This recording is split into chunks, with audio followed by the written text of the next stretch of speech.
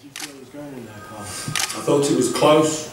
I feel I was probably one, maybe 2 rounds ahead. I don't know what the score is. I think I was at least 1 or 2 rounds ahead. Some of the rounds I could have scored either way. I can remember losing rounds 6 or 7. I got hit with silly shots, but I was behind the jab doing what I wanted to do, but I wasn't being busy enough. I was starting to back him up, and I wasn't backing him up enough.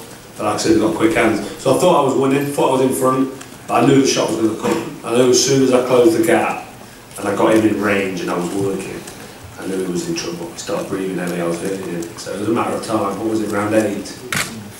So there's still another 4 and a bit rounds left. That's the best part of 13 minutes. It's a long time to be in front of me when I'm little gloves on. Is that the best punch you ever landed? I remember you knocking McGee out. I think that was a great little uppercut I landed on McGee on a broken hand to knock him out. But no, that was probably one of the best punches, because how do you define a good punch? What it means and what that meant was the whole George Grove saga and the history of the fight, the way people will look back on that in years to come. That was the right hand that finished the job. So yeah, that was the best punch I've thrown in my life. Did you see him open for that shot? Through the fight until then? I saw the shot before I came, yeah, definitely. I went over the top of his head with that right hand a couple of times. I got my feet under my body, kept my centre of gravity good, like the master taught me to do. And I've been keeping my feet under me for 12 weeks. Every now and again I step in behind the right hand and leave myself square on and come in flush, which is what I did in the first round of the last fight with George. And I've corrected that over 3 months of training and listening to Rob.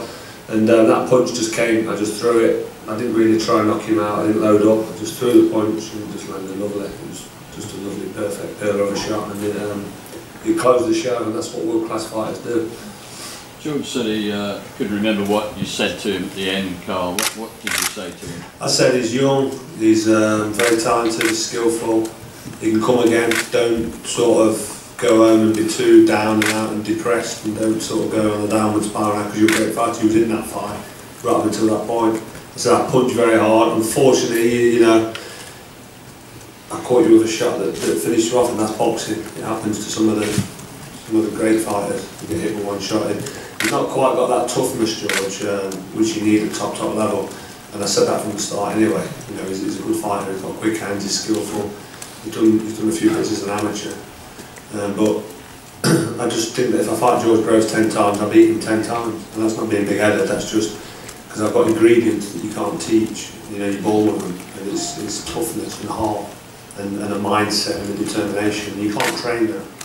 You know, I'm spiteful and I'm disciplined, and when I prepare correctly and I listen to Rob and do things right, they're the results. I've been saying it for the last probably 6 months that when I fight George Groves, I'll knock him out between round 6 and 9. I've knocked him out in round 8. It was coming. But early on, I boxed. I used the boxing skills that